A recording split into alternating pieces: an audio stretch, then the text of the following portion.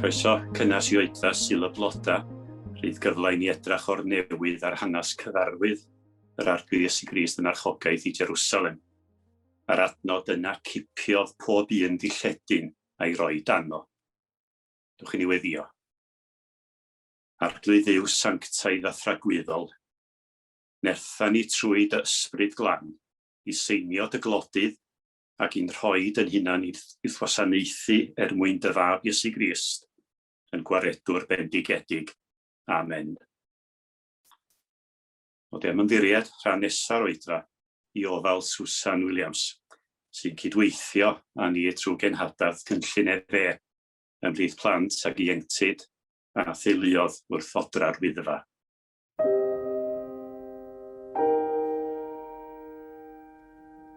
Yna cipiodd pob un ddilledyn a'i roi dano.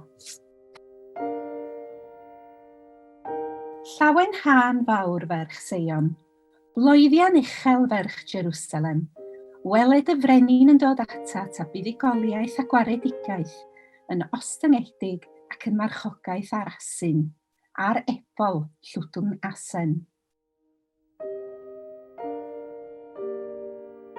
Pan ddeithant yn agos i Jerusalem a chyrraedd Bethfage a mynydd yr Olewydd, yna anfonodd Iesu ddau ddisgybl gan ddweud wrthynt, ewch i'r pentref sydd gyferbyn â chwi, ac yn syth fe gewch asen wedi ei rhwymo ac ebol gyda hi. Gollyngwch hi a dewch â hi ataf. Ac os dywed rhywun rhywbeth wrthych, dywedwch, y mae ar y meistr ei hangen, a bydd yn ei rhoi ar unwaith. Digwyddodd hyn fel y cyflawni dy gair a lefarwyd trwy'r proffwyd.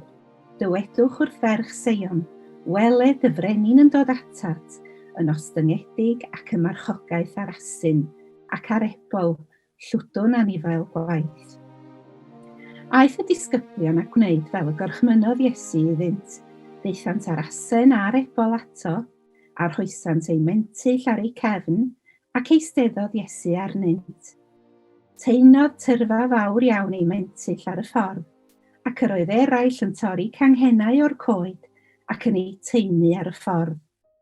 Ac yr oedd y tyrfaoedd ar y blaen iddo, a'r rhai oedd o'r tu ôl yn gweiddi, Hosanna i Fab Dafydd, bendigedig yw'r un sy'n dod yn enw'r Arglwydd, Hosanna yn y goruchaf.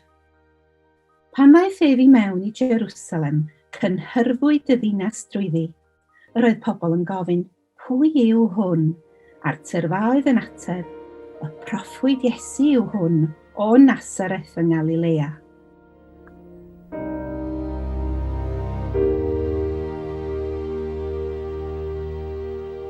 Arglwydd Iesu Grist, heddiw rydyn ni'n cofio fel y does ti mewn i ddinas Jerusalem, ac fel y gwnaeth y dyrfa lawenhau a gorfoleddu a chanu Hosanna. Heddiw rydyn ni'n ymuno yn y mawl hefyd. Roedd y tŷ y brenin yn dod, nid mewn rhwys ger hemp, nid ar geffyl rhyfel gyda gosgordd a byddin mewn grym, ond fel brenin gwylaidd, brenin clawd, brenin heddwch, brenin gwasanaethgar, yn marchogaeth ar asyn. Cofiwn i'r fath raddau nes di ymostwng. Roeddet wedi gadael y gogoniant, a diogelwch ac addoliad y nef, a dod i'r byd i gyflawni ewyllus dy dad nefol. Diolchwn i ti o waelod calon am mynd ymlaen i Jerusalem, ac am beidio a throi nôl, ac am beidio a dianc o'r hyn oedd o dy flaen di. Fe wyddet ti'n iawn mae erbyn y diwedd yr wythnos, y byddai'r dorf yn bloeddio am dy waed. Wyddet ti'n iawn mae'r hyn oedd yn dy ddisgwyl wedi'r clodfori a'r dathlu ar Sul y Palmwydd, oedd dirmig, sen, cywilydd, gwrthodiad, brad, y fflangell ffiad a'r greulon groes. Ond ymlaen yr esti, a diolchwn i ti anwyl Iesu, am i ti fynd yn dy flaen i ddioddef marwolaeth troseddwr, i ti fod yn lân, yn berffaith a dibechod. Diolchwn i ti am roi dy hun yn aberth drosom, clodforwn di am mynd yn dy flaen i'r ddinas, mwyn cario ein holl ddrygioni a'n beiau ni yn dy gorff dy hun, a marw yn ein lle, a dioddef llyd dy dad, mwyn i bob un sy'n credu yno ti gael maddeuant llwyr a llawn, a bywyd tragwyddol. Ond wrth gofio dy loes, cofiwn hefyd am dy fuddugoliaeth dros farwolaeth ar bedd, cofiwn a dathlwn am dy atgyfodiad nerthol a dy ddyrchafael gogoneddus i'r nefoedd, ble rwy ti nawr yn teyrnasu yn un â'r Tad a'r Ysbryd Glân. Amen.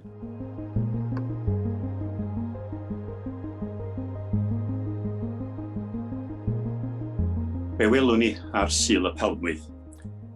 Disgyblion Iesu'n rhoi dillad ar gefn asyn a fynta'n ista arno a chychwyn tua Jerusalem. Pobl yn taflud dillad a changhena palmwydd dan draed yr anifal ac yn bleiddio Hosanna, Bendigedig yw'r sy'n dod yn enw'r Arglwydd. A hynny'n cyflawni proffwydoliaeth Secharaia 500 blynedd yn gynharach, a llawer yn holi pwy ydy hwn. Do cipiodd pob un dilledyn a'i roed dano. Ond nid ar hanes cyfarwydd hwn y daw'r geiria, ond o nawfad benod ail lyfr y Brenhinoedd a hanes llai cyfarwydd milwr o'r enw Jehu o'r nawfad ganrif cyn Crist.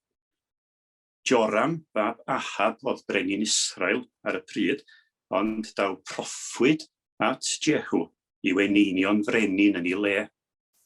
Gan ddeud mae gwaith Jehu bydda dial ar deulu Ahab, am i hwnnw droi'r bobl at ddiwia diarth ac am i wraig Jezebel ladd proffwydi Duw. Wedi i gydfilwyr Jehu fyny cael gwybod negas y proffwyd, cipiodd pob un dilledyn a'i roed dano ar ben y grisia a chwthu utgorn a deud Jehu sydd frenin. Roedd teulu dillad yn ddefod wrth benodi brenin. Ac adlais o hynny ydy goryndaeth Sul y Palmwydd. Ac osod honno ochr yn ochr a hanes Jehu, mi welwn ni 4 peth. Mae'r brenin yn cael ei gydnabod, i guddio, i groesawu a'i gymeradwyo. Felly'r peth cyntaf ydy bod y brenin yn cael ei gydnabod. Dewiswyd Jehu'n frenin gan Dduw. Milwr cyffredin oedd o, ond roedd gan Dduw fwriada ar ei gyfer o. Allan o olwg pawb, eneinwyd Jehu gyn y proffwyd a'i gydnabod yn frenin. Yr un sydd wedi i eneinio welir ar Sul y Palmwydd. Dyna ystyr yr enw Crist. Mae o wedi i eneinio yn broffwyd i ddatgelu ewyllus Duw, yn offeiriad i'n hachub ac yn frenin i deyrnasu byth. Yn filwr cyffredin, dewis annisgwl oedd Jehu. Felly hefyd Iesu o safbwynt dynol gan mor ddinod i gefndir. Ond fel dywad Pedr ar ddydd y Pentecost, dyma'r gŵr y mae i benodi gan Dduw wedi i amlygu i chi trwy wirthia a rhyfeddoda ac arwyddion a gyflawnodd Duw trwy iddo. Yn yr ail beth, y brenin yn cael ei guddio. Doedd Jehu ddim am ddatgelu negas y proffwyd. I guddiodd o'r ffaith iddo fo gael ei eneinio, nes i'w gydfilwyr fyny cael gwybod. A chuddio ei frenhiniaeth nath Iesu Grist. Mor wahanol di o i ddarpar y frenin sy'n derbyn gwrogaeth o'r cryd. Trwy fagwraeth, doedd hi ddim yn amlwg mai fo oedd y brenin y byd disgwyl amdano. Gydol i weinidogaeth, roedd ei frenhiniaeth wedi i chuddio a fynta'n gweini ac yn pregethu heb ddatgelu ma fo ydy'r Meseia. Doedd o ddim isio cael ei gydnabod yn frenin deiarol. Y trydydd beth ydy bod y brenin yn cael ei groesawu. I deinwyd dillad dan Jehu a chwythwyd utgorn. Mor sydyn y trodd y milwyr. 1 funud roedden nhw'n galw'r proffwyd oedd at Jehu, yr ynfyd yna, a'r funud nesaf yn credu'r cyfan ddudodd o. O fewn dim, maen nhw'n cyflawni'r ddefod o groesawu'r brenin, cipiodd pob un ddilledyn a'i roi dano. Ar Sul y Palmwydd, wrth ista ar y dillad a deinwyd, mae'r Iesu'n adleisio'r ddefod o hanes Jehu. Mor wahanol brenhiniaeth y ddau. Ar gefn yr asyn yn sŵn proffwydoliaeth a mawl, mae o'n fodlon cael ei groesawu'n gyhoeddus. Yna gyffro wrth i'r bobl weiddi Hosanna, Bendigedig yw'r sy'n dod yn enw'r Arglwydd. Mae'n anodd dallt yn union natur y croeso. Ar wyliau yn Ffrainc, roedden ni mewn traffig trwm un diwrnod, wrth nesu at Parchg John. Dim ond wedi i ni gyrraedd y lle y sylweddolon ni fod un o gymala'r Tour de France yn gorffan yna y diwrnod hwnnw. Heb yn wybod, mi oeddan ni yn hanol trydda cefnogwyr y ras. O feddwl y bydda rhai o'r bobl oedd yn gweiddi Hosanna yn gweiddi croeshoeliad ef ymhen chydig ddyddiau. Mae'n deg deud fod llawer yn hyrfa Sul y Blodau hefyd na wyddon nhw arwyddocad yr hyn yr oedden nhw'n rhan ohono fo. A bod llawer o'r bloeddio yn arwynebol. Ond be amdana ni? Ai dim ond sŵn a phroffes ydy'n croeso i Iesu Grist. Ynte, ydyn ni'n ei arddal o yn frenin y byd, yn frenin yr eglwys ac yn frenin yn bywydau ni na. A rown iddo groeso proffwyd trwy wrando arno, a chroeso offeiriad trwy ymddiried ynddo, a chroeso brenin trwy ildio iddo. Pedwerydd peth ydy bod y brenin yn cael ei gymeradwyo. Mi nath Jehu i waith. Mi orchfygodd o Joram, brenin Israel, ac Ahaseia, brenin Juda. Mi laddodd o Jezebel a gweddill teulu Ahab, a mi gath o'i gymeradwyo gan Dduw, a mi ddo ragori mewn gwneud yr hyn sy'n iawn yn fy ngolwg, a gwneud y cyfan oedd yn fy mwriad yn erbyn teulu Ahab. Ond nid dyna'r holl stori. Oherwydd i Jehu ddileu Baal o Israel, ni throdd oddi wrth bechoda Jeroboam, a wnaeth i Israel bechu, sef oddi wrth y lloi air. Ni ofalodd Jehu am rodio yng nghyfraith yr Arglwydd a'i holl galon. Mae yna ond i stori Jehu. Mae'n cael ei ganmol, ond mae'n cael ei ddeirniadu hefyd ar gyfer ei galon a'i addoliad. Roedd ei waith o'n iawn, ond oedd ei galon o ddim. Cafodd warad ar diwiau diarth, ond nath o ddim taflu ymaith y delwa.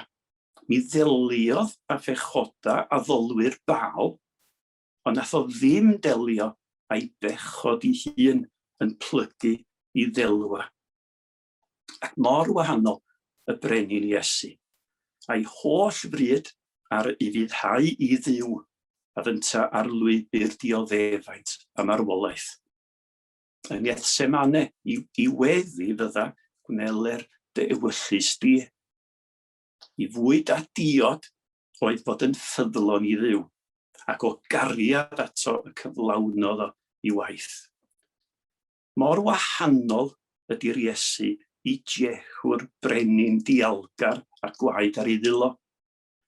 Y brenin a ddaliwyd ydy'r Iesu, y brenin a groeshoeliwyd, y brenin y tywallwyd i waed o wrth iddo farw dros bechaduriaid, y brenin y dialwyd arno fo am yn drygioni ni, y brenin a ddioddefodd yn cosb ni ac agariodd y dydd.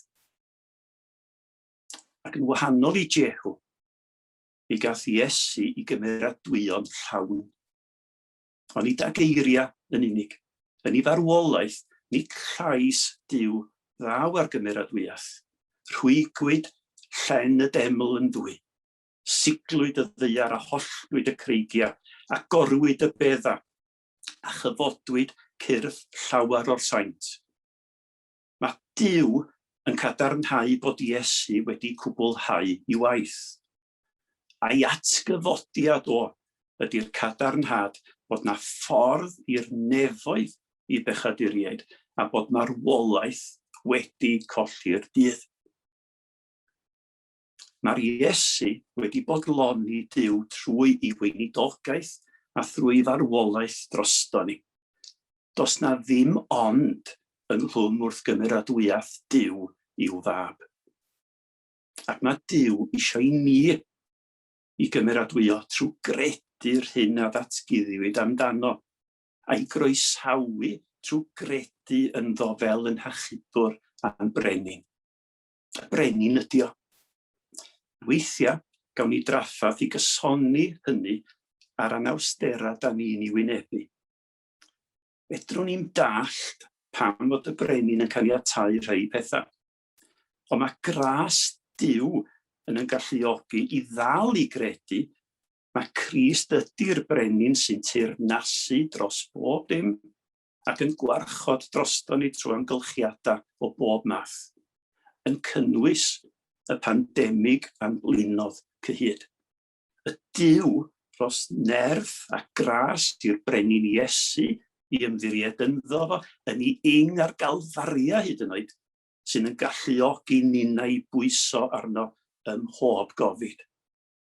Mae'n cyn gorffan, dewch chi wedi sylwi ar un rhybudd geir trwy Jehu. Mae yna fodd bod ynglyn â gwaith Duw, fel y cyflawnod Jehu, gwaith Duw a'n calon yn bell oddi wrtho. Gwylio na ddigwydd hynny. A gnawn yr hyn na wnaeth Jehu, sef ceisio gras a nerf i droi oddi wrth bechod a'r hodio yng nghyfraith yr Arglwydd. Yn wahanol i Jehu, ac fel yr Iesu, ceisiwn Dduw a'n holl galon, oherwydd trwy fod yn wahanol i'r naill frenin, y byddwn ni'n debycach i'r llall, i'r Arglwydd Iesu Grist. Amen. Doedd dim tegwch na harddwch i'r ddwef, doedd dim byd yn dalwg i'n denu, gwrthodedig cyfarwydd a chir, dihoddefaint a gest a thirmagu.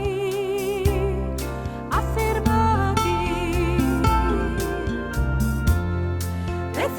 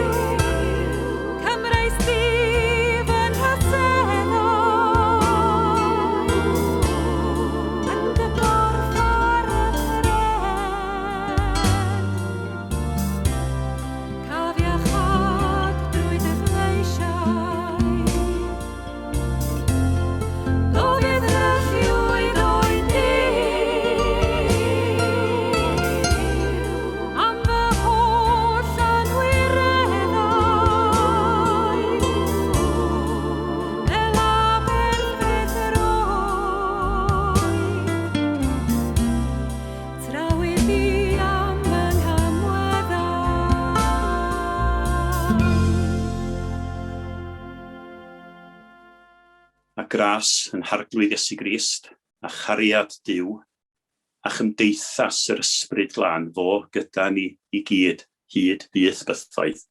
Amen.